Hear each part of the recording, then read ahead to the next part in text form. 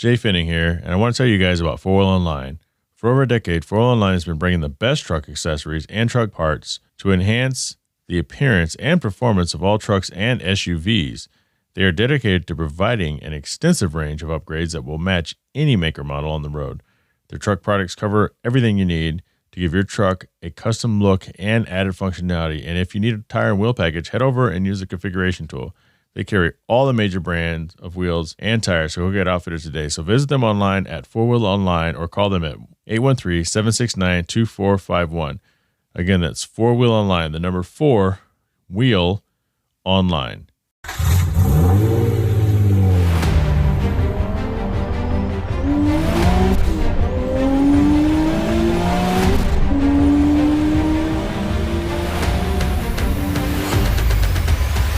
This is the Hard Parking Podcast brought to you by Right Honda out of Scottsdale, Arizona. I am your host, Jay Finning. If this is your first time listening to the show, you've picked a hell of a show to listen to for the first time. I don't know if that makes any sense. For everybody else, welcome back to the show. Coming up on today's episode, Mr. Fred Plan. So Fred is an NSX owner who has been featured in a couple big-time publications for just driving his car. He has a purple NSX. If you've seen him on my Instagram page at Jay Finning, it is the one in the Red Bull livery. And then when I went to NS Expo, there was actually 2 of them, him and Mr. Ben Englert. You know, I've never been able to pronounce Ben's last name, and we go way back. In fact, Ben, it's the same Ben who bought Vic's NSX, which is the second NSX that I ever drove way back in the day before he sold it and eventually picked up another one. I think he owns an NC1 as well. Also, JC Converse is joining us for the Builder's Corner segment. We're going to learn about seatbelts, both on the road and on the track. Katherine H. Cox, supporter and friend of the show, joins me for the Q&A segment. And I tell you about one of my rental cars of the week.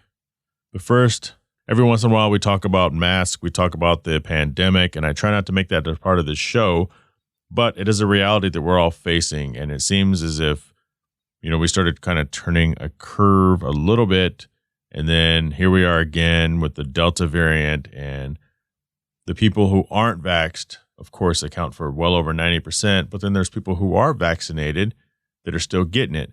And the only thing I can really think of is not that the vaccine was rushed, but because it's another strain. And I'm not comparing COVID to the flu. But what I can say is someone who works in healthcare, which I do, whether it's healthcare IT, yeah, I'm not clinical. But when I had to travel to the sites back when I used to travel, it would still be mandated for me to get a flu shot. Had to get a flu shot or wear a mask for like 30 days at work back when wearing a mask was not fashionable. And I'm starting to wonder if all this COVID stuff is kind of eventually become the same thing where every year you have to get your COVID shot. And so if you don't get the flu vaccination, then chances are you're going to get the flu a lot easier than if you get vaccinated. But here's the trick. Every time you get the flu shot, it's from the previous year's strain. Now, some people know that, some people don't. It's not from the current year because it has to kind of, the flu has to kind of evolve. It's constantly evolving. So we're always playing catch up. We're not getting ahead. And I'm wondering if COVID is the same thing. What's unfortunate is I have friends out there, and we've all seen where all it takes is one company to say, hey, or one state to say, hey, if you want to work here, you need to be vaccinated. And so people are starting to lose their jobs. Had a former coworker reach out, which was a pretty good friend of mine when I worked there. And she said, hey, do you know who, she asked me, hey, who do you use for recruiting for your jobs? And I responded to her, said, hey, I don't really use anyone. My line of work, people find me. Now, I am on LinkedIn, I'm on Indeed, and that's really it. When I need a job, I might call a few recruiters to say, hey, I'm still looking. But generally, when a job opens up, they reach out to me. And she said, okay. So I said, why? What's up? She goes, well, I'm losing my job after 19 years. And I thought, damn, that sucks. 19 years. They must be downsizing because everybody's, you know, reorganizing and the paradigm shift that we've encountered in the pandemic era is just kind of reshaping and rethinking how organizations run their businesses for the most part. So I was like, damn, that sucks. I'm sorry to hear that. You know, when is your last day? And she says, well, it's coming up pretty soon. They're requiring everybody to get the vaccine. And then I thought, oh, Because when it was originally phrased, it was, in my opinion, I took it as if getting downsized, positions getting eliminated. But ultimately, at the end of the day, the decision is up to this individual. You want to keep working? Then get the vaccine. If you're against it because you don't believe that the science is good, then it's a tough situation. I have friends that don't have the vaccine. I have very close friends that don't want to be vaxxed, whether they don't trust it or they think it's a political thing. You know, my friend Stefan, who's been on the podcast before, was telling me that recently a nurse in New York City got busted for injecting saline in people instead of the vaccine because she didn't believe in vaccinations. It's like, what the fuck? So I'm not saying people have to be vaccinated. I'm just saying these are very hard times. I think it's tricky. I've vaccinated, you know, I have the Moderna, and, you know, I did it because my mother-in-law is one of those people that we feel that if she were to get COVID, she could pass. And so it was our responsibility to get the vaccine. And my wife did a lot of research. You know, as much as I research about stuff, I didn't jump into it. And I know now that, hey, I could still catch COVID, but at least I had the vaccine. But I don't know if places are going to require you to start carrying them in these little vaccine cards, it's going to be difficult because they look like little flashcards that we had back in elementary school. So I'm not sure how good that is because I guess you're not supposed to laminate them either. And they're bigger than a wallet-sized credit card or your Social Security card. So then what do you do, right? What's the next step? You know, I don't even know where my card is. My wife has it somewhere. It's probably in her purse or in our files somewhere. But I think the big problem is for the people who don't want to be vaccinated, never wanted to be vaccinated, that they use that, right, as a reason to walk around without masks. They use the people who were vaccinated as a reason. So when you walk into the store, you see the signs now that says, if you're vaccinated, you don't have to wear a mask. If you aren't vaccinated, please wear one. And there's really no way for them to know. For the non-vaccinated, they're going to say, screw it, this is like a free ride, because not only am I not vaccinated because I don't believe in it, or I think it's a conspiracy, or I just don't trust it because there hasn't been enough time, but there's no way for them to prove. So I'm just going to walk in and say I'm vaxxed, and they can't make me put my mask on. Therein lies the problem. That, to me, that's the root cause analysis of why these cities and these states are having to mask back up. That's the reason why every time I go to the airport, that's the only place where I absolutely, positively, 100% am forced to wear a mask. And so I got to make sure I always have one on me. So here we are again. I feel like we've been having this conversation for a year. And for all you political people out there, Donald Trump is not in office anymore. Joe Biden is. At least half of you wanted this because all of a sudden you thought the world was going to change, and it hasn't changed. It hasn't changed. We're still in the same crap that we were in last year, but it's evolved just like the Delta variant has evolved. Now we're a little more educated. Now we know a little bit more. And now we can say it's not about whoever was president, because you could argue that Biden is making even more people mad. Maybe he's not offending people anymore. Maybe he's not saying grab him in the, but he's up there and he's barely lucid. You know, he's barely coherent. And the people who like him just kind of quiet and kind of turn their head and kind of do that little thing where you're kind of embarrassed. And the people who don't like him will say it. So, you know, this is why I don't talk politics much on this show, because I always look at things like this. If I'm from outer space and I'm coming to Earth, which I am, and I'm coming to Earth and I'm just observing people, I don't come with any bias. I just observe. And a lot of times in our society and our culture, it's one giant contradiction. It's one big excuse and giant contradiction. I don't watch BET, and my wife's like, that's stupid. Like, well, I don't watch BET because it's black entertainment television. There's no white entertainment television, because if there was, it would be canceled as soon as it came out, because it's racist as shit. But it's okay to have BET, black entertainment television. We just live in a double standard, and it goes from racism to politics to gender. Doesn't matter. I think you guys are tired of hearing me talking. So coming up, Fred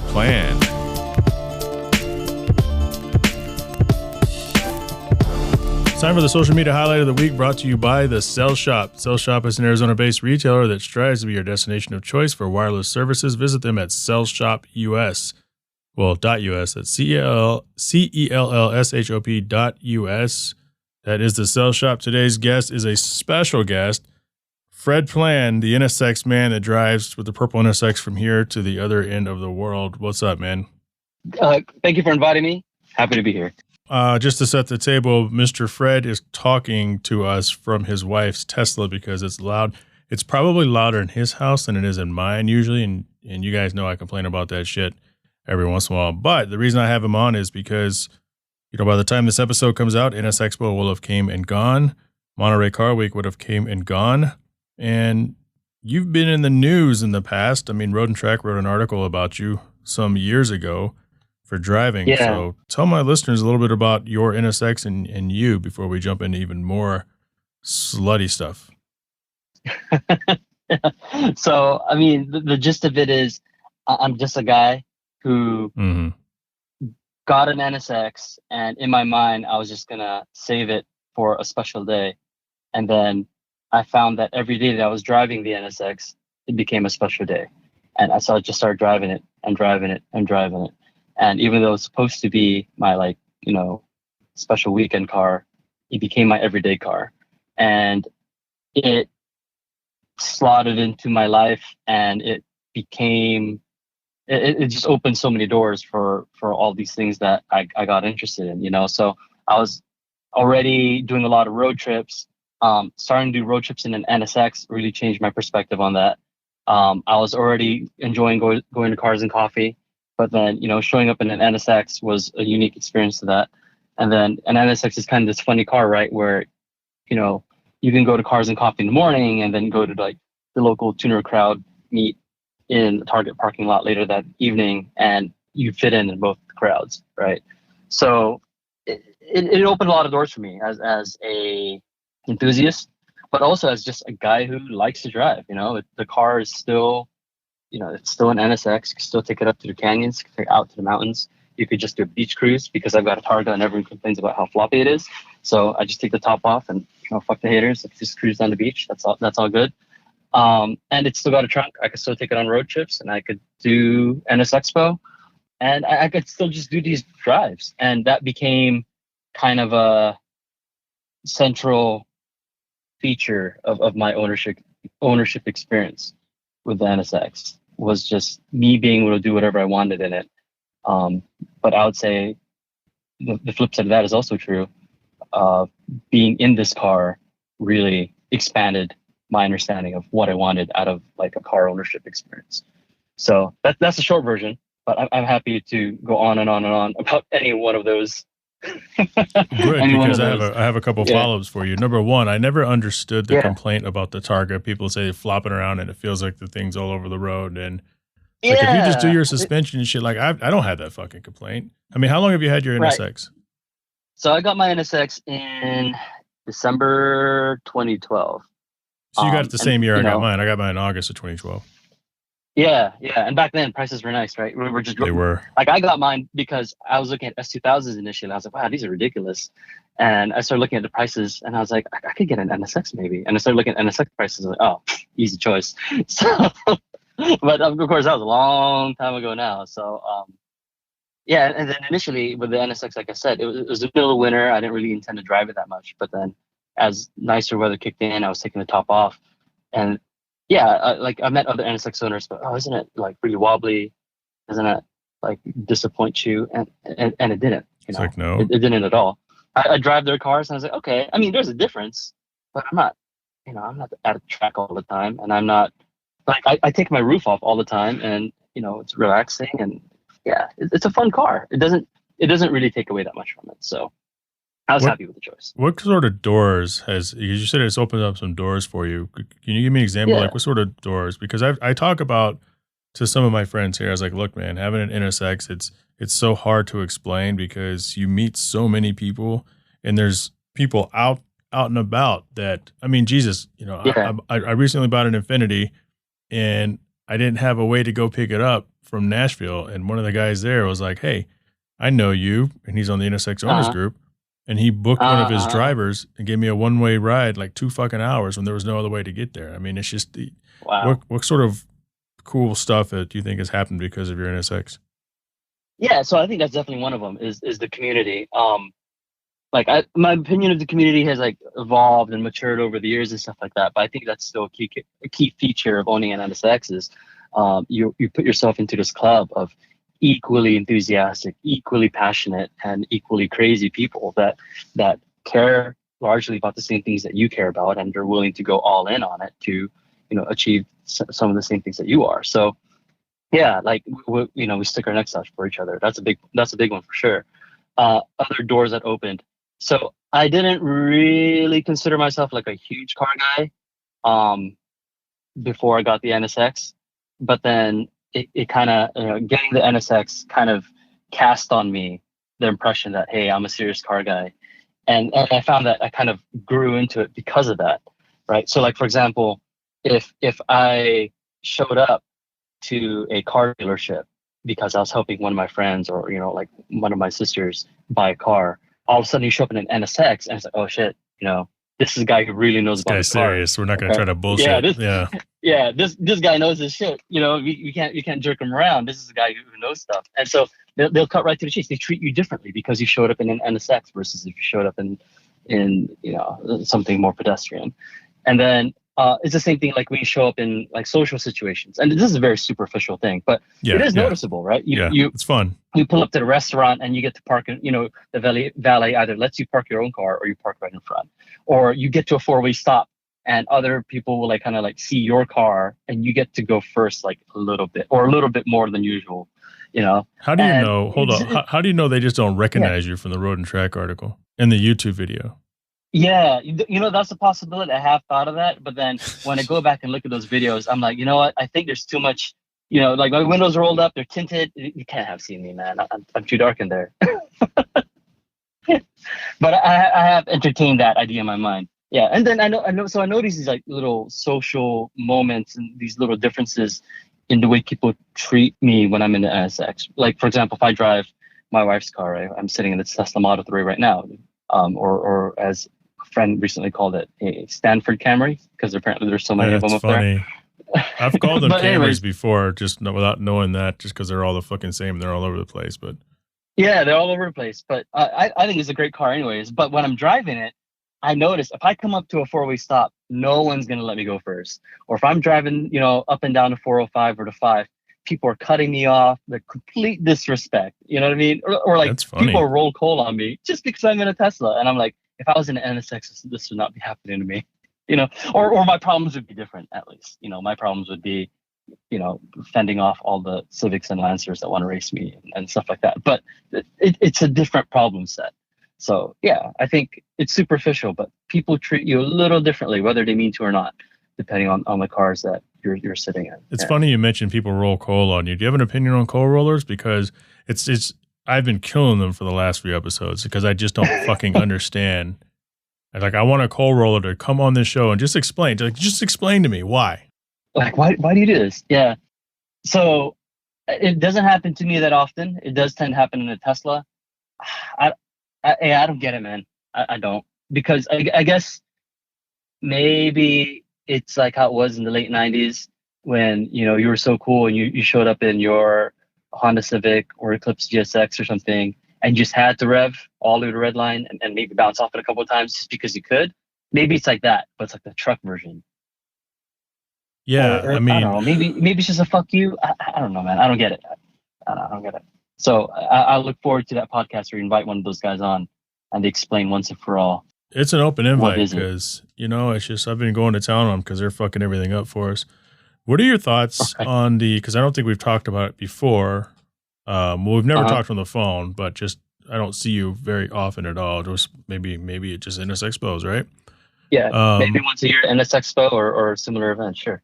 Yeah. So how many NS Expos have you gone to? Have you gone to every single one since you've owned the vehicle?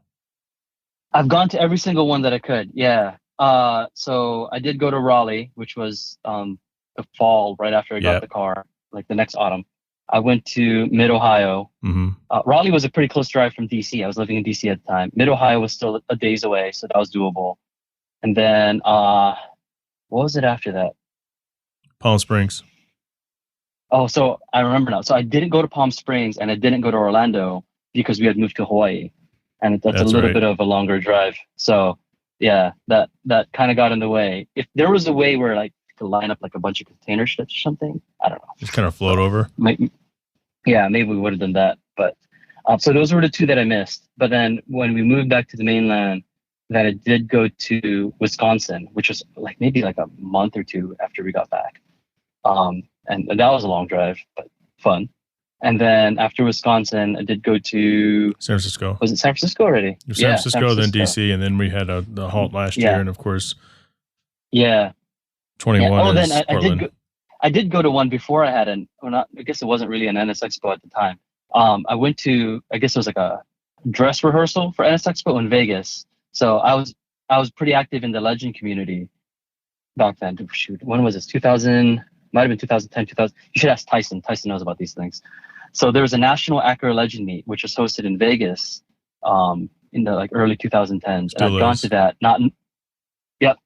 And then I didn't realize that that was also kind of parallel or in conjunction with like a dress rehearsal for NS Expo in Vegas that year. And so I met a lot of the a lot of the Vegas NSX guys during that, and they kind of like did stuff with us. Like we did the drive up Spring Mountain, and we hung out at the dealership and stuff like that. So that was really eye opening for me as a Legend owner, and kind of looking up to the NSX guys and kind of wondering like, how do they live their lives? And I wonder what that must be like. And wow, I wish I was so them, cool. You know? It was, dude. I was googly eyed, just looking at these guys, and yeah, that was actually a formative experience. A core memory, if you want to call it that. What's funny is the NSX is a dude magnet. Why do you go to so many NSX? What is it about NS Expo that attracts you to go every year when you can? Yeah, so there's multiple reasons. I mean, the first one, the easiest one that everyone always mentions is, it's a great way to see the community and see these like longtime friends. And for sure, there's that. That's harder to explain and convince someone of if they weren't already there. Right. So it's kind of like, I can make my own friends. So another thing that I really like, and this is personal, is just I just like going for a long fucking drive for pretty much no other good reason. So NS Expo is like any other reason to go for a drive. So the further it is, I just kind of plan around it, and it's just an excuse to go out and cross the country and go see stuff and experience things on the way and caravan over with a bunch of other NSX guys, and that's a big part of it. The other thing is it is pretty cool to get kind of a insider look into not just the NSX community, but kind of the greater Acura Honda car industry kind of picture. So I still remember Mid-Ohio when Ted Klaus basically willingly presented himself to like a 2 or 3 hour grilling in front of the toughest possible crowd and just answer all questions about the second gen NSX that wasn't even out yet. They had that blue one. They had that blue test one at the track, and that was when Miled was like all in his face. Yeah. And Ted Klaus came up and he was like, all right, go ahead. Ask me anything about this car, give me your complaints. And we just sat there. And I remember thinking it was like almost 11 o'clock, and I was this poor man just sitting here. We're just like giving him shit about this car. Like, why isn't it more like the first one?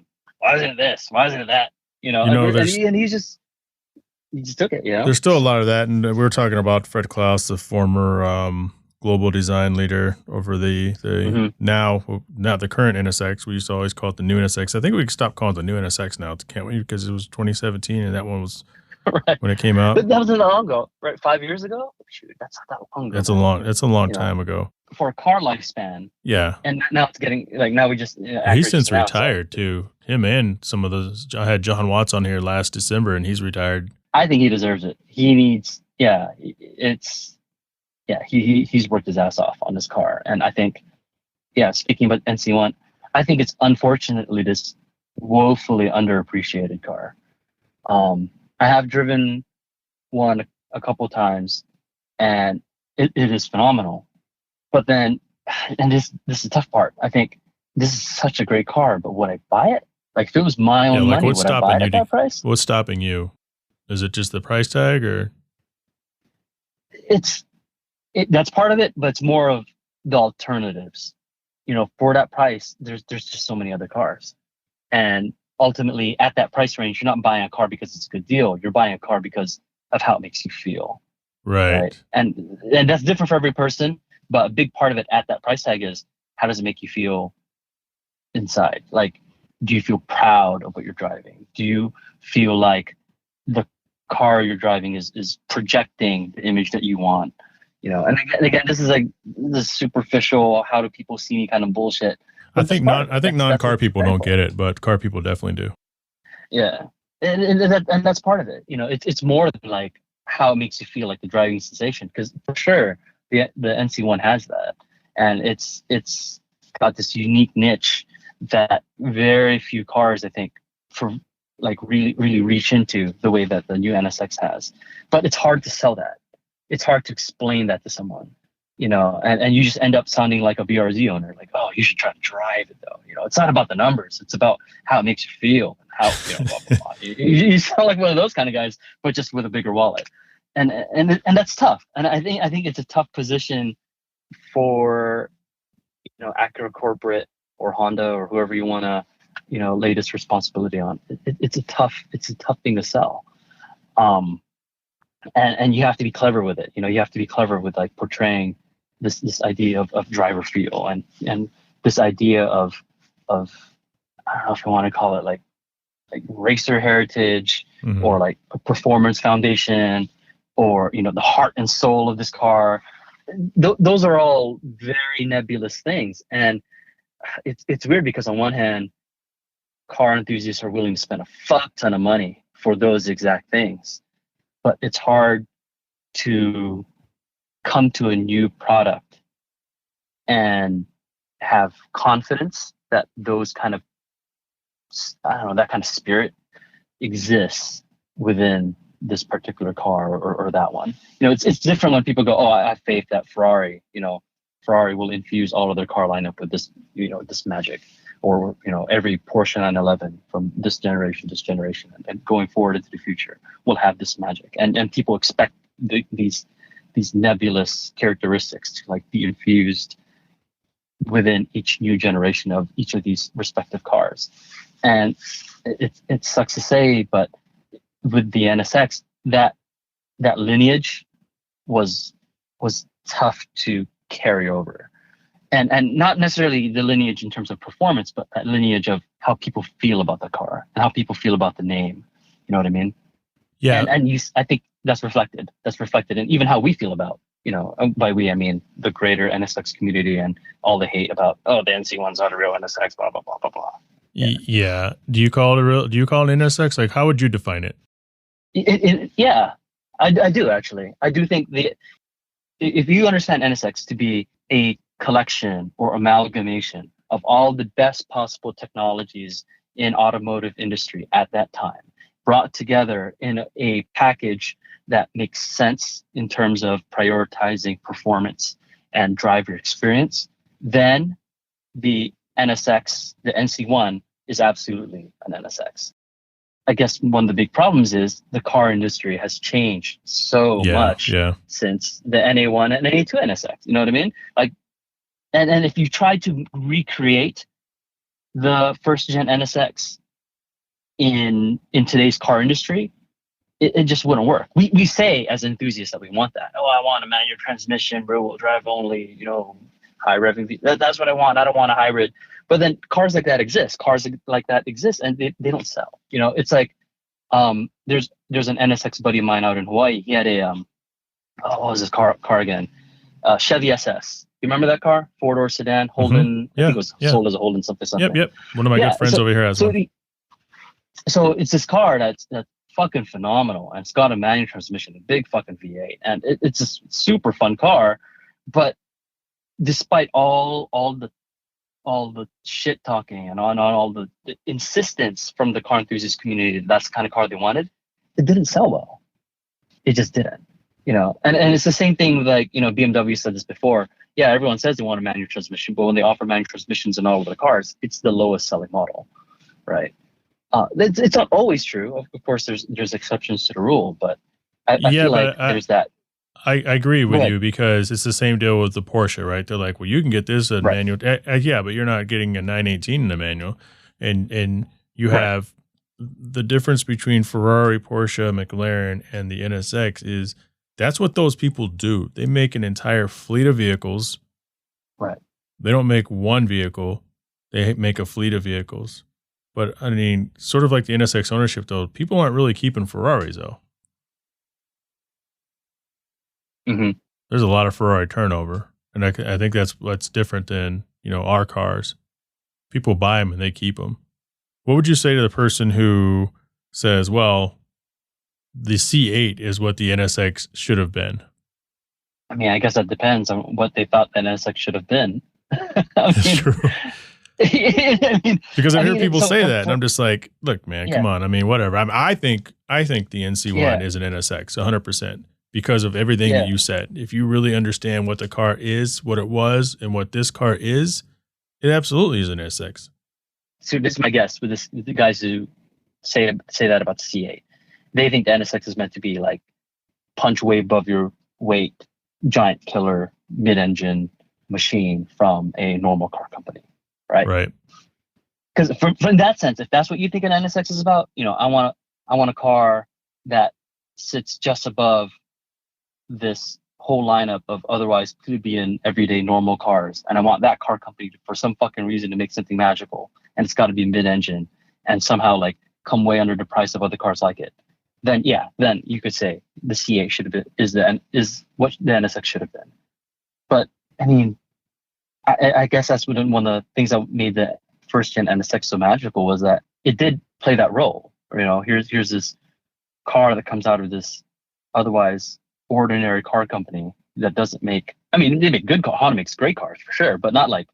Right, I'm not paying $60,000 for a Honda when they first came out. But it's the thing, like they sold like gangbusters the first couple of years, and that's what people don't look at, right? They're like, well, why can't they just keep making this one? I said, have you looked at the fucking sales numbers? Like by 2005, they sold shit. Like most of the NSXs on the road were sold in the first 4 years. And I think it's kind of holding true with this one. And I mean, people didn't always love them. They liked them at first. I think just compressed. Yeah. I mean, I think that's right. I agree with you. The second gen is kind of this very compressed timeline, but it's the same deal. Most of the NSXs that sold were in the first year or two. And then, I mean, this thing, I guess, Acura, maybe they thought, hey, we could kind of do what we did with the first gen and release new colors and minor updates each year, and we'll see how that goes. But as already demonstrated by the first gen NSX, that's not enough to maintain sales. That's not enough to keep people interested. And that's regardless of the fact that the car is a phenomenal car. That has nothing to do with it. What do you think of the Type S? The NSX Type S. So we're talking about it now. It has not technically been revealed as of this conversation, but we've heard enough. Minus that leaked TikTok video or whatever it was, right? So, I mean, one thing that I think is telling is the numbers that Acura has put out so far, or at least what's been leaked, right? They're saying they're going to make 350 of them, 50 of which will go global, 300 of which will be allocated to the US, which is the primary market. And I think that level of exclusivity is telling of what Acura corporate has learned about the market. Like I think one of the blunders probably with the NC1 when it first came out was that it was just too fucking expensive for once you add the options and then the dealerships order them fucking maxed out and then want an extra $30,000. If you're someone like I don't know how much Ole Sorensen paid, but he seems like somebody who would go in there and say, give it to me now, and I don't care if it costs me $270,000. And that's what killed it. And the thing is, guys like that, there's a lot more of guys like that buy McLarens and Ferraris than there are Acuras. And it's unfortunate for Acura, but that's just the truth of the market. And so the challenge, I think, is Acura kind of started out on the wrong foot by offering this otherwise phenomenal car at just the wrong price. And on one hand, you could say, well, they're trying to, target a premium market. They're trying to, demonstrate the exclusivity of the car. They wanted owners and buyers to feel like, they were in a special, niche of the market, and that's all well and good. But the vast majority of people who look at the NSX are cross shopping it against like the GTR. Yeah, it put Acura in a tough spot, and I think it with the Type S, Acura's kind of, I don't want to say moving the goalpost, but maybe adjusting their strategy is the right phrase.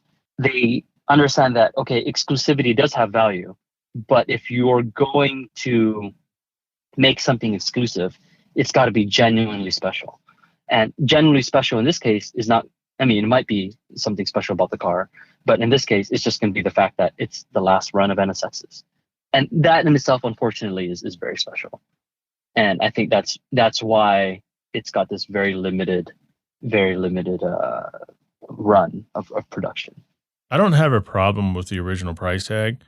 I think the pricing of the accessories to customize it was where they fell out of touch, because like the 10 grand brakes, the non-option, which are very expensive, but right. Your optional wheels, the floor mats, if you want red interior, that's, I don't know, $6,000. If you want red seats, which by the way aren't part of the red interior, that's another whatever. And you could sit there and configure your car up to $215,000 before sending it to a dealership for the same thing that was $154,000.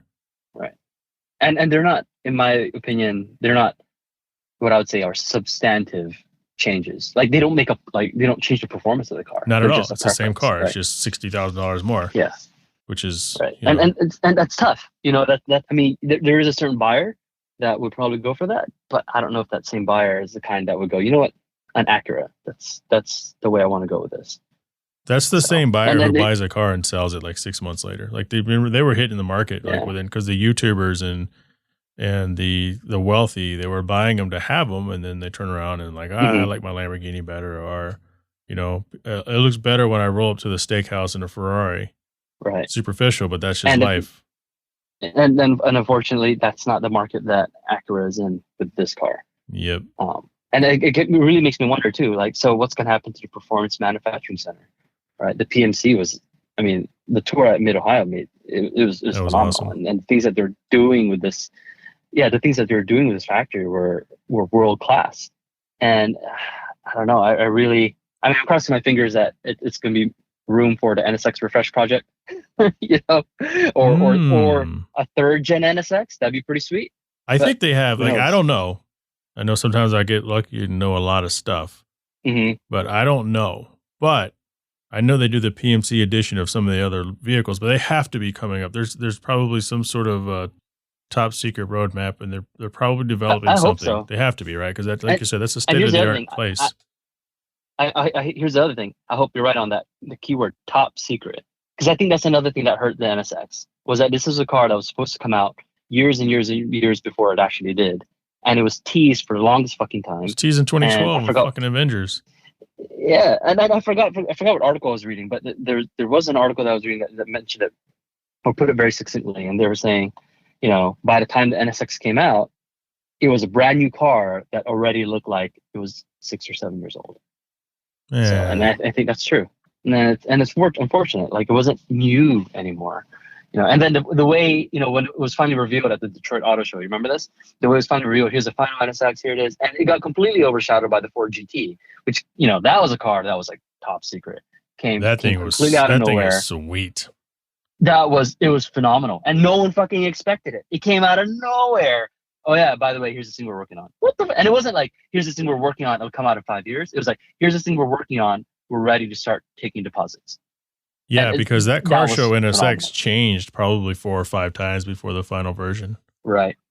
It was, I mean, you've heard the story about like how when the NSX was first released at Detroit Auto Show, and it completely overshadowed something that Ford was working on at the time. It's kind of like revenge for that. The way the Ford GT came out and overshadowed the second gen NSX. I don't know, but that's what it reminded me of. Yeah. Well, Fred, that's that, man. I appreciate you jumping on the Hard Parking podcast to talk NSX. I don't think I've ever had anyone on here to talk NSX as long. Dude, I could talk NSX all fucking day. Yeah, I could too. We'll have to get you back on. We'll try to get you back on at a future date if you're fine with that. Yeah, I have to catch up with all the podcasts that I've missed out on that you keep reminding me of. I can't promise you they're all good, but they're all there. Well, I'll skip to all the good ones that you've listed for me. There you go. It's time for the rental car of the week, brought to you by Higher Quality Detail out of Tempe, Arizona. They specialize in premium vehicle protection solutions and cosmetic customizations as your one-stop shop, ranging from basic detail and options through ceramic coating, paint correction, protection films, and more. Visit Ceramic Pro Arizona, one word, on Instagram or higherqualitydetail.com, higher HYER, quality detail, also one word, and get started looking your best today. A few weeks ago, we had gone to Seattle to visit some friends, my wife and I, and so I still have my status, although I don't travel nearly as much anymore. A lot of these companies were really nice to go ahead and extend whatever status, whatever awards, whatever that you had earned in 2019 and applied it to 2021 and just acted like 2020 never existed. So I'm still riding that executive platinum, executive elite. So executive elite for national. So what that means is it's the tier, and most rental car companies have something like this. It's the tier where you can just pay one price. Usually it's the price of whatever a full rental, a full-size vehicle would be, and you go over to that section and you can pick any vehicle that they have over there. And the vehicles they have over there aren't necessarily awesome vehicles, but you can pick. So if you want a pickup truck, you don't have to pay the money that they would charge you for a pickup truck. You can just get into a pickup truck as long as it's in that section. Minivan, usually compact SUV, whatever. Every once in a while, and it changes depending on where you go. So we got a 2021 Lincoln Navigator Reserve. Reserve is the trim.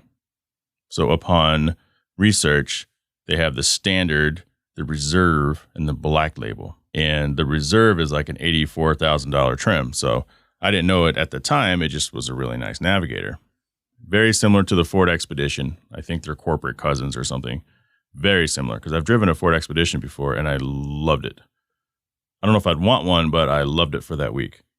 What's different about the Reserve from the standard is the Reserve has like the full panoramic roof in an SUV. And I know some other SUVs have that now as well, not just this one. I'm sure a bunch of them do.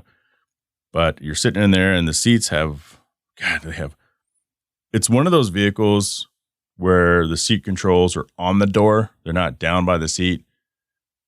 But this thing had so many levels of articulation for the seat. Like the back of the seat was like this hard shell, and everything that you sat on, the armrest, everything else was soft, and it all moved depending on what you did. In fact, even underneath your legs, which was kind of weird, underneath your hamstrings, you can control the right and the left, almost like rudders or something. So I don't know if maybe someone has a short leg, if someone's just uncomfortable. Thought that was kind of weird. Anyway, the vehicle was super cushy. So turn the vehicle on, and I'm looking around. I said, okay, how do you do this? How do you fucking put this thing into drive? I'm looking around, looking for the D, looking for the whatever, because it's not on the steering wheel. Like, why would it be? I didn't say anything to my wife for a while. I was just kind of looking around. I go, you know what? I don't know how to put this thing in drive. And so she starts looking around, and it takes probably 10 seconds. But what they've done on this vehicle is there's tangible buttons just underneath. So imagine it's got the typical screen that looks like an iPad glued to the dashboard, like all these cars have now. Below that are two air conditioned vents. And then below that are these buttons, like these little, buttons. I don't know if you push them down, you push them up, almost like you would rolling up and down a window, the old school cars, and there's the park, the reverse, the neutral, and the drive. Thought that was really weird. So we found the drive, pushed it down to engage the vehicle, and then started driving off. This Lincoln Navigator is the most cushiest thing I think I've ever driven. It might be, it moved straight to the top of my favorite luxury vehicles, luxury SUVs, because the Volvo S90 that I had in California was really nice as well. What did I like about it besides that part? I mean, the ride, it was just so butter smooth. This thing, I believe it has a turbo in it. Yeah, it's 450 horsepower. And I mean, it weighs like 8,000 pounds. We'll see how much this thing weighs. Doesn't matter how much it weighs. It's heavy. There's a YouTube video where somebody, Otto Moho, had asked, is the 2021 Lincoln Navigator the world's most luxurious SUV? This thing could move. And it took me a while to get used to it because it's so much bigger than my Infinity, and this thing has 22-inch wheels. I mean, it's huge. 3.5 liter twin turbocharged V6. So yeah, this thing gets up and goes, but this is something you could easily drive across the country in. The gas tank was ginormous because we drove around in it all weekend. We were there for like 4 days. Took it all the way to Eastern Washington to an awesome little town called Leavenworth. Those who know, God, I would love to go back to that place in the winter when there's snow on top of those mountains. It's got to feel like Switzerland. But Leavenworth, it was a beautiful drive all the way to Leavenworth, beautiful drive all the way back. My friends stay in Newcastle. So that's where we spent most of our time. We didn't have any problem, navigating this giant vehicle around the city as well, which is always kind of dangerous, right? So when you're in this big, huge rental car and you're in a city you're unfamiliar with, it's like, turn left here or turn right here. My wife's sitting there and she's like, well, we got to go to CVS. I go, where's CVS? She goes, it's up here. I go, where up here? She goes, it's up here a little bit on the right. I said, well, where? Is it like a half mile? Is it 2 traffic lights? Like, you have to let me know. And, it's kind of one of those things where it's like, just stay over in the right lane. So you get over in the right lane and you find out it's not for like 3 miles. Like, why did I just waste all my time in this lane that everybody's stopping in to take a right? Pro tip, ride the middle lane until you know where you need to go. The infotainment center was plenty. Once I figured out how to put it in park and drive and all that kind of stuff in reverse, all those buttons are up there. You get used to it after a while, but it's still a little silly that all these manufacturers decide to change how they want to do things. You can't tell me it's more ergonomically correct. You can't really tell me it's more safe for the driver when people have been driving like normal for years and years and years, where you change it. They took it from the steering column, which is antiquated, but it's at least it's right there, to the center column, to the shifter, to the little knob. They have the little turn knob that goes left and right sometimes on the center column. That's what I was looking for. Someone else was the Honda has the little button down there to put it in park. You have to like flick the little thing up or push the little thing down to go to engage the car. And then with this Navigator having it up on basically the lower dashboard area underneath the infotainment center. But awesome sound system. The people in the back, obviously plenty of room because it's a Navigator, but it's like most of the Navigators. It's not the Max. So as I've said before, it's perfect for 4. It's perfect for 6. If you're traveling, then it's not perfect, because what you'll have to do is you have to put the rear seats down the 3rd row. So you'll have plenty for storage, but then at the expense of passenger space. So, you'd have to kind of Tetris your way in there. So for instance, when we go to San Diego, we usually rent an SUV. We would have to do that. So it wouldn't matter if we had a Suburban or a Navigator. It would still be the same packing situation. But, I would almost consider getting a vehicle like this. Almost. But it's very expensive. But if you have always wondered, I would imagine all Navigators throughout the years are always a step up, a step nicer than like the Ford Expedition. I would get one. Get a used one if I were you. And if you have the opportunity to rent one, sometimes they have specials. Sometimes they put these vehicles in other lots. Sometimes if you just want to splurge and have a nice rental SUV, go ahead and splurge for the Navigator, because not every rental SUV that they have is worth the extra money. I've gone to places like when I would go to Newark, New Jersey, to the elite executive row, and I'm like, okay, well, they have a few things in here I'd like. I used to always grab a Ford Explorer because those are really nice too. And I'd look over and I go, oh yeah, they have an Infinity SUV over there. Oh, how much is that? 60 extra bucks a day for that? That's a base model Infinity. You know that, right? That specific SUV. No bells, no whistles. So if I'm going to pay extra money, it better come with everything. And this Navigator was definitely worth the 20 extra bucks that we paid a day for this thing. Total was like 100, because they tack on like 300% tax. So the total was up at maybe 200 bucks for the whole weekend. Big misconception also with this thing being $85,000. Let me tell you a quick story. When I first bought my NSX, and people would always be like, oh, wow, that's nice. Must be nice.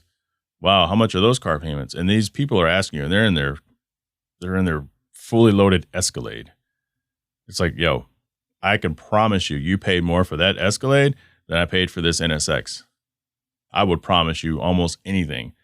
And you see all these $60,000, $70,000, $80,000, $90,000, some $100,000 SUVs on the road, depending on the make, model, and trim. And they're looking at you and your old sports car. I have a 97 car. They're looking at me in my car like, wow, that must be really nice, man. But the perception is also taking it to work. I used to never want to take my NSX to work because, when I'm a contractor, they look at that and they're like, wow, we must be paying him good. Wow, it must be good.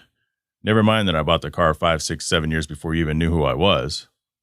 And it's the same thing out here in Phoenix. I would almost never drive my NSX to work, maybe on Fridays every once in a while. And I worked in the IT office, so it was separate. And you kind of get to know everybody out there, but still, you don't want the bigwigs walking by and being like, whose car is that? Oh, that's one of our contractors. Oh, well, we must be paying him too much. It's kind of bullshit, right? But, I always did want an Audi S8 or an Audi A8, but I always consider that a corner office car. You can buy those pretty cheap. I mean, that's a $115,000 car brand new, and you can buy it for $30,000, $40,000, $50,000 all day long. You pull up to the office, and they're going to look at you like you own the place. Nah, man, I just take out the trash. And that is the Rental Car of the Week segment.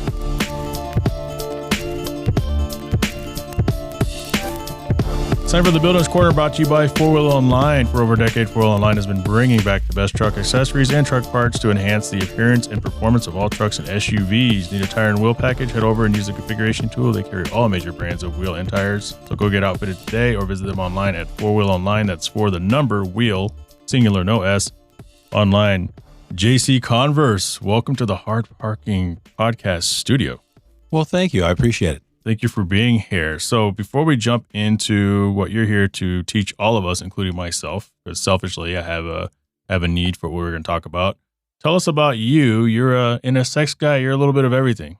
Yeah, I've been in the NSX community for almost a dozen years now. I'm on my second NSX, which I took possession of about 6 years ago, and the build continues. It like any car, it never stops. You're always looking at something to tinker with or something to fix or something to improve. So my car is no different. What else do you do? Well, I'm retired now. I was in the alcohol beverage business for many years, man. And then thank you. And then transferred on over to hospitality, hotels, resorts.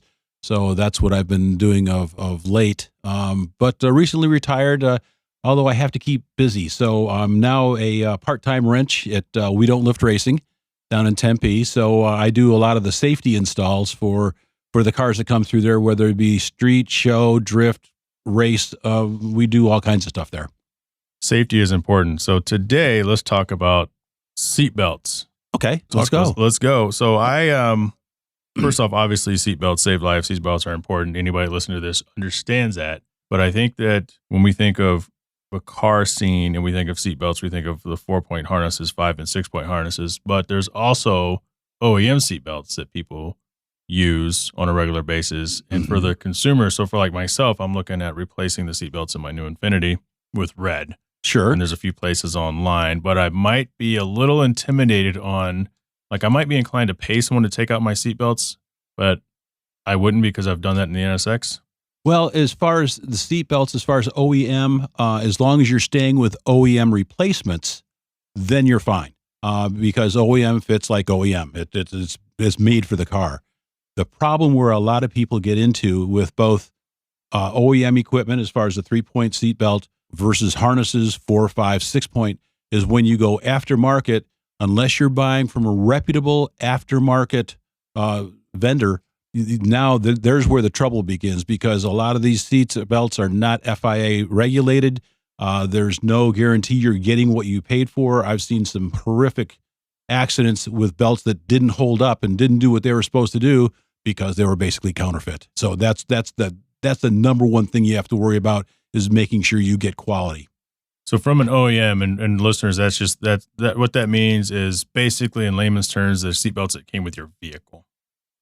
So with OEM, like I had a friend who installed red seatbelts in his Porsche. I'm guessing he probably did what I am looking at doing, with taking out mine and mailing them in and having them kind of respun and sent back to me. Correct.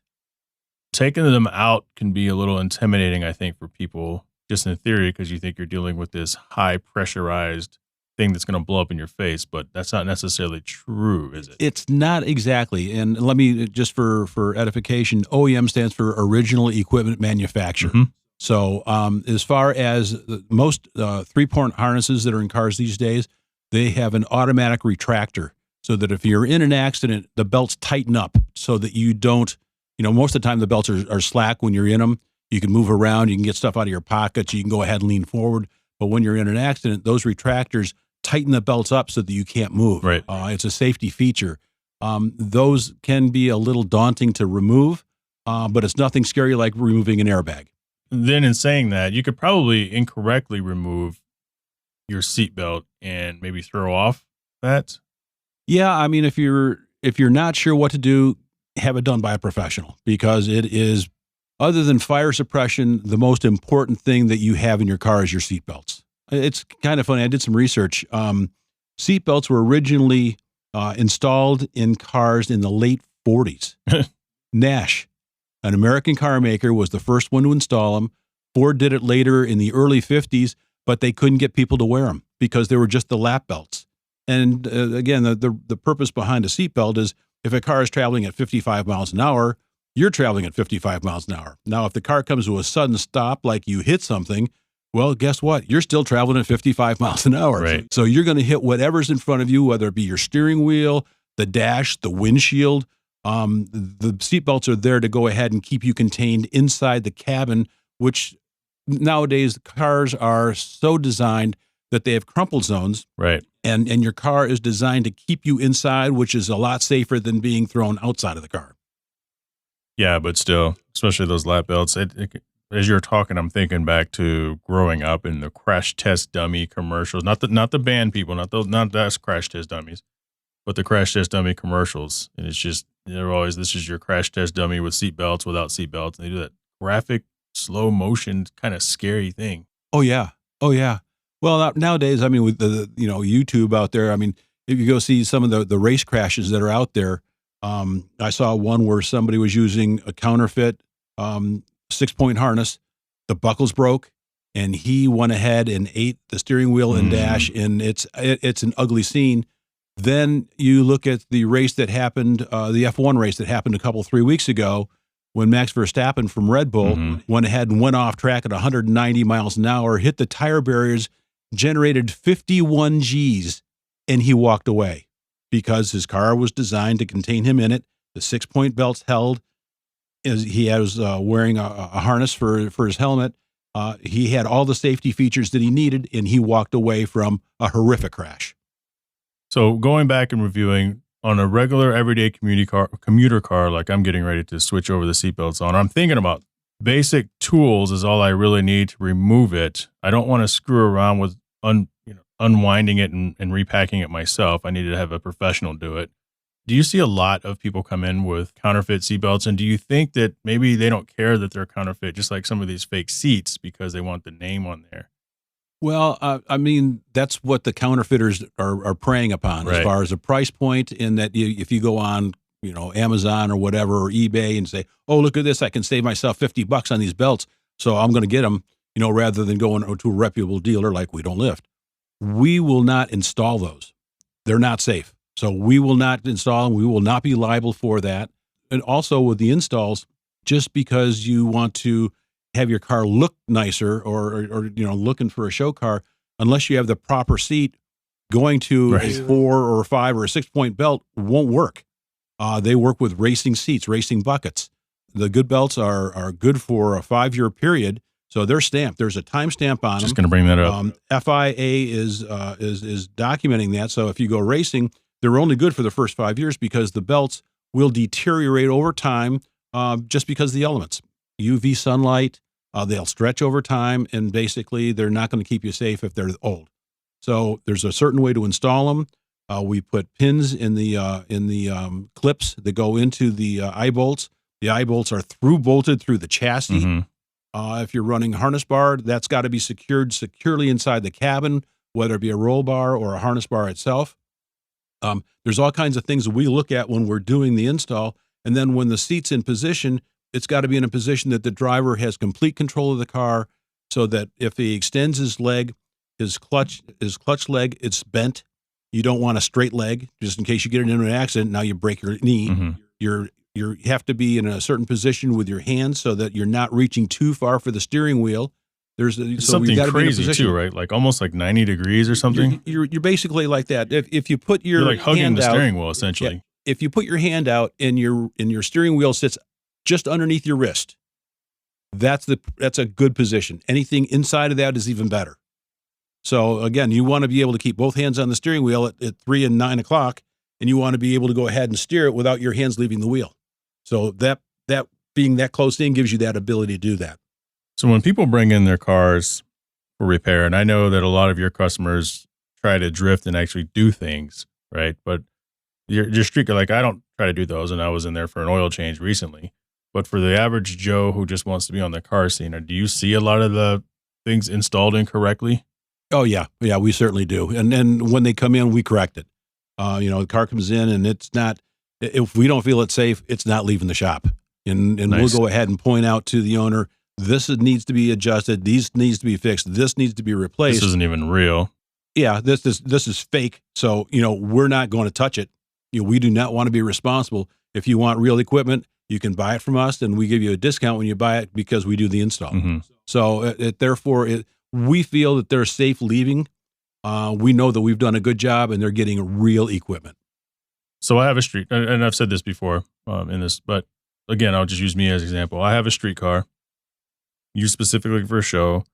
I have a roll cage or a harness bar in there strapped to the chassis. I have Schroth, we'll just say Schroth harnesses, official ones, real ones that were kind of expensive, $600 for a set. Yep. I don't hit the track. I got these 5 years ago. They expired this year. Now, and I also have my OEM seatbelt in there that I actually use from point A to point B. But let's say I don't have that in there. Mm-hmm. Do I really need to seriously consider going out and buying a brand new set of Schroth if I'm in the garage? I mean, it's a kind of a difficult question to ask, and not trying to paint you in a corner. But no, it's not really a difficult question. I mean, if it's a show car, if it's something you're just doing HPDE in, high performance driving instructions, you can get away with belts that are outdated.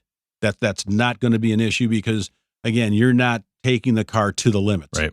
But if you're going into time attack, or if you're going into race mode, or if you're going into drift, then you're going to need to go ahead and be updated because you won't pass tech inspection. Tech inspection is there to look at all aspects of your car. Right. So they'll make sure your battery's tied down. They'll make sure there's nothing loose hanging around inside the cabin that can be flying around. They'll make sure that the car is tight. The trunk is empty, that, you are, the belts are installed correctly.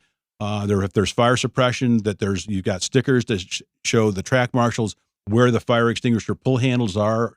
If you have a kill switch, where that is. They'll look at all that stuff. If you're not compliant with their tech, you're not going to pass and you're not going to get on track. But as far as street or just cruising, or like I said, HPDE, you can get away with outdated belts. Within reason, yeah. As long as your car is not sitting outside in the baking sun underneath, not even a carport, but the apartment in Arizona for 12 years. In fact, so one of the show sponsors is Booster Bath, which is owned by a fellow NSX owner. And he sent me a booster bath for my dog. So what it is, it's just this bath system with these legs on it. So you don't have to bend over and wash your dog, which is nice. It has like a built-in harness and everything. But between last year and this spring, I went out there to use it and I grabbed the harness and it just crumpled.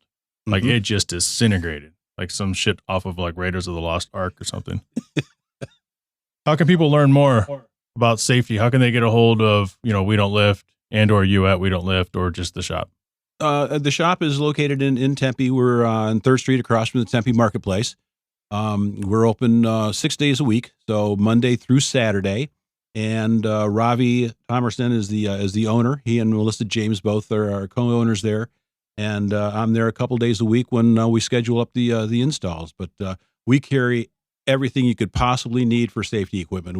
We can order in the roll bars and safety cages. We can have cages built if you want something custom. We do stock Sparco. We go ahead and Crow. If you're looking for fire suppression systems, we can do everything from a single bottle right up to a custom-made fire suppression that will take care of fires at your engine, on your fuel tank, and more importantly, the driver. So we can do full custom stuff. We've been doing it for years. Well, good deal. Thanks, JC. I've learned a few things today. My pleasure. Thanks for having me. It's time for the Q&A segment brought to you by The Credit Mix. Fix your credit, fix your life. Text HP Credit to 737-4CREDIT. That's 737-427-3348. Schedule your 15-minute credit consult today. Again, text HP for hard parking credit. That's The Credit Mix with 2 E's. Fix your credit, fix your life. I have brought on a guest for the Q&A segment, returning Katherine Cox, supporter of the show. Thank you for finding the time to help me out with these very difficult questions today. You're welcome. It's my pleasure. First one is Elon Musk or Jeff Bezos? Fight to the death. Who wins? Remember that celebrity deathmatch thing? Oh, yes, I do. I would say Elon Musk. He, for one, has the ability to completely focus on whatever it is that he wants to focus on. And I think, honestly, he's more innovative. And so if it came down to it, he could probably bulldog his way through and find some way to get through anything. So if someone drops them into an arena, you give him the advantage? I would, yes. I find this a difficult one because from South Africa. Come on, great whites. Okay, that matters. You know, it matters. You don't know what that dude went through growing up. I try to do some research, and there's like nothing. There's nothing on him. He's probably scrubbed the internet, to be completely honest with you. True. Did he play sports? You know, was he a wrestler? Because there's some of these people like sneaky wrestlers back in the day, and then Bezos, I just gave up on him. It's like one of these guys probably. I don't know. I could see Bezos as like a hiker or something, you know, maybe somebody who does, you know, I wouldn't say CrossFit, but one of those type of deals. Mm-hmm. So I don't know. I hated this question. I guess I would put my money on Bezos just because he kind of looks like he may have a dark side. Oh, I'm sure he does. Oh, I'm sure he does. You don't get, neither one of these guys get to where they're at without having some fucked up shit. And I am sure they hide it. Right. They got the money too. Next question. I hate this question too. And I wanted to crumple this up so badly, but I'm going to ask it. Is cereal soup? No. No. Do we need to explain it? I think he said why or why not, which pissed me off. So I just dropped it cereal soup. I say no, it's not soup. It's cereal. I say it's not. It is. Of course it's cereal. It's like soup's not cereal. Cereal's not soup. Well, it could be one of those things though, right? You could be one, but not the other. I just have never even put them in the same category ever. Here's why. The answer is no. This is a definitive no. Oxford Dictionary. Okay. NS Extra, eat it. Oxford Dictionary, no pun intended, says a liquid food made by boiling meat, vegetables, etc. in water, often eaten as the first course of a meal. Cereal is not soup. Fuck off. It's dairy and grain, and that's it. Or fake dairy, almond milk, and all that bullshit. Yeah. I hate the whole almond milk, everything milk, like that shit. Like this is common sense, but the first thing your brain goes to is like, how do you get milk out of an almond? You don't. So what are we drinking? So almond juice. Okay. Exactly. Almond extract. Next question is, do you think they should have one average person compete in the Olympic Games for reference? And reference, I don't know if that just means for scale of talent, maybe. Like to see, because you get so used to seeing all these Olympic athletes that are so phenomenal. And then when they make one little mistake, you're like, oh my gosh, that person's horrible. And yet you couldn't, even flip yourself once. That kind of thing. Could be. I think so. Just to show the difference in the athletic commitment. Like they just pluck somebody from their living room and drop it in the middle of the arena. Or, there's always people, the armchair quarterbacks, right? Right. I could do that. Yeah. I think anybody that would, in my personal opinion, anybody that would bash on somebody that's, at least giving it their best shot, right? Or somebody that would say, oh, I could easily, outperform whomever the person they are saying, should be put in that position and said, okay, go for it. So do you think they should have one average person compete in the Olympics? Like I don't think like in general, but I do think that if, especially, I don't know, I know that this sounds but in today's world, how many people feel the right to belittle other people and to say, how much, how horrible somebody is. I think that if you were that person that was saying that then you should be put on the spot, and you should be the person, the average Joe, that gets put up against these Olympians and see how you do. Like your penalty. Remember the show Pros versus Joes? Oh, yeah. Wow, that was a while ago. Yeah, I mean, that's kind of what that was. Now, the pros weren't Olympic athletes. Well, some of them could have been. They were former NFL players, former basketball players, maybe boxer, and just people who were like masters of their gym, CrossFitters, people who thought that they were, right on that level. Right. But I don't consider that person the average Joe. No, I don't either. Because there's still somebody that maybe that's what they, they train or they do something like that all the time. So. Right. Next question. These are bad questions. I'm sorry. You blame the people out there for asking these questions. Or the people out there for not asking questions. Or the people out there for not asking these questions. But when I get fun stuff like this, I try to grab someone like you from the audience and say, hey, let's do this. So, all right. I like it. Do you think there should be professional sports leagues where steroids are required? No, I don't. I think there kind of is already. Pro wrestling, right? That's the secret. Wink, wink. Right? Yeah. Just because I think that it's so harmful to the body that I don't think that it should be a requirement. Should there be places like wrestling that if you do choose to make that, that's your choice, that you should it be allowed? Do it, yeah. That it would be allowed. It wouldn't be Is it allowed? An elimination. Like I don't know. I don't know if there's a rule. Technically, I don't know if there's a rule in like that kind of wrestling, like the show wrestling. Like the WWE and stuff like that. Like we're not talking Olympics. I was going to say going back to Olympics. No, it is completely banned. But doesn't mean people don't try to get around it with whatever. There's always a way to try to find that one thing, that one combination or whatever that mimics or creates the same type of results. So we're always, like the one step behind. Last question. Comes from Andy Kugler. Andy, you need to come on the show. If you hear this, because there's no guarantee that people who submit these questions catch every show. There's a slight chance they don't even listen to the show. So, Andy, if you hear this, tell me you've heard this, because I've been meaning to have you on the show anyway. ST and little ST. He's the one who has the Ford Focus, the white one, and he has a little tiny Matchbox car version of it, and he takes pictures of it. Oh, I love that. Yes, I love that car. Yeah, that's Andy Kugler.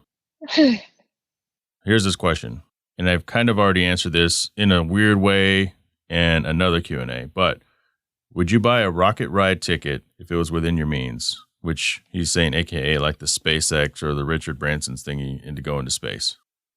Would I? If money were no object? Yeah, if you just had FU adult money and didn't care about the backlash of everyone saying, for that ticket into space, you could have fed 40,000 starving people in South Africa. Exactly. You could have been kind and generous to the world instead of taking a trip to space. Would I? Yes, I would. It's so easy to spend someone else's money, isn't it? Sure. If I was given a free trip or whatever, I like to travel. I like to see places I've never seen before. I can guarantee you I've never been in outer space before. That would be something. That would be one of those things. Question is, do I get a passport stamp, though, to remember it by? It's no good without a passport stamp. Where was it I went to when we went to Italy? One of the places we stopped didn't do stamps. And was it Germany? One of the places that we stopped did not stamp, because I think maybe because we didn't leave the airport. But somebody does, and I Googled it. Somebody stopped doing stamps, and I was pretty disappointed. They stopped doing them years ago. But, would I? Yeah, I would. And I don't care what people say about you could spend that money somewhere else. Like, that's my money. If you want to feed the starving children in you whatever stand, do it. Pay your $30 a month and they'll get their $1.50 of that, and the rest of it will go to processing and into a black hole. But, don't assume that I haven't already spent millions in charity myself. Correct. You never know. I mean, especially if you have that kind of money, why wouldn't, that's part of, hate to say it, but part of how they don't pay taxes. That's the charity.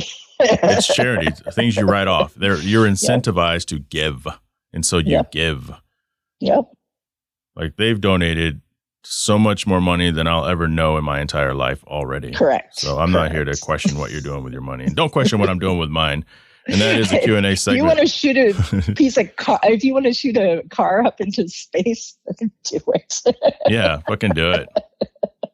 If you want to build a spaceship that looks like something that you shouldn't be riding in, hey, I've seen those things in videos, and there's like a weird, I think an ultrasound one that looks like that too. But I see usually women holding them in strange videos. So anyway, thanks, Katherine. You're very welcome. Have a great day. You too. I want to thank Fred Plan, JC Converse, and Katherine Cox for joining the show today. So going back to what I was saying in the opening regarding the vaccines and things like that, it's a tough situation because, again, like I said in the opening, a lot of my really good friends choose to not take the vaccination for whatever reason. I feel like there's two different camps of people who refuse to get the vaccination. Number one, they feel it's too new and they don't trust the science. And then number two, it's a political thing. They want to take a political stand. It's Trump versus Biden. It's like, I don't really have a lot of sympathy for people who fall under number two. Number one, I get it. But I think it's a very slippery slope for organizations and maybe even states to require that residents or employees take the vaccination, because that starts putting people in a tough position. Like, I don't want, obviously, it would be terrible if any of my friends lost their job because of this. And so for those of them who have not chosen to take the vaccine, I have thoughts. I think, hey, man, you can do what you want. I'm not someone who's going to tell you what you have to do.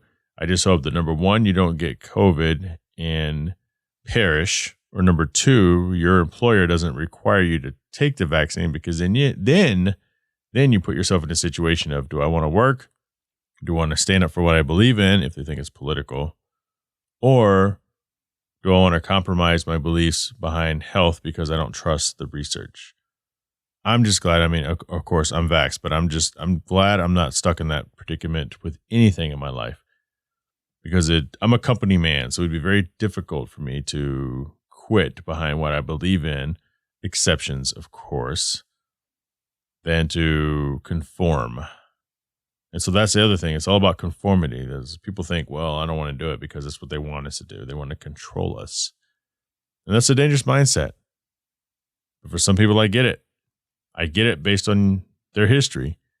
Logically, I don't understand that way of thought, but I'm just another person. I'm just a guy with an opinion.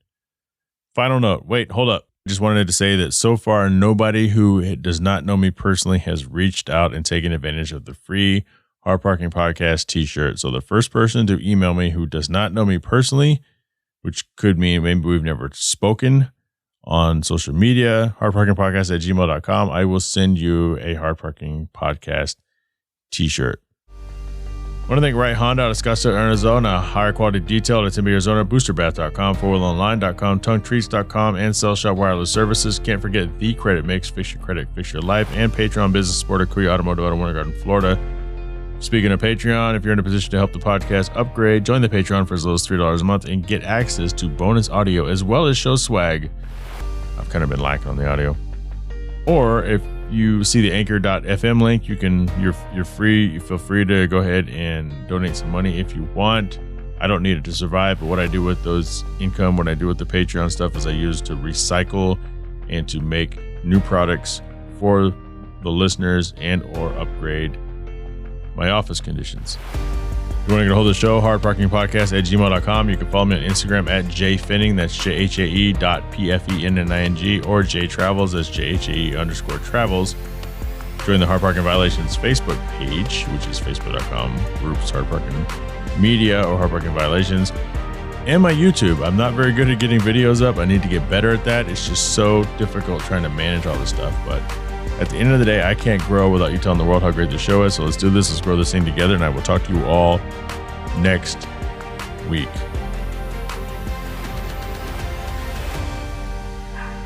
Shut up!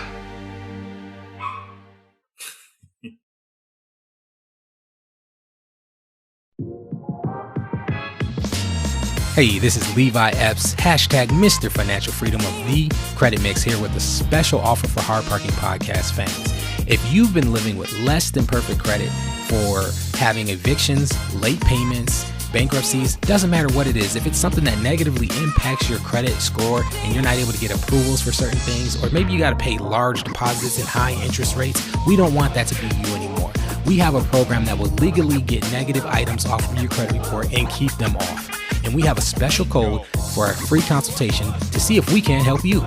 Text HP Credit to 737-4CREDIT. That's HP Credit to 737-427-3348. Let's get you back on the road to financial freedom. Are you tired of blowing out your back at the bathtub while washing your dog, or subjecting your canine to a water torture bath while leashed up to a post outside?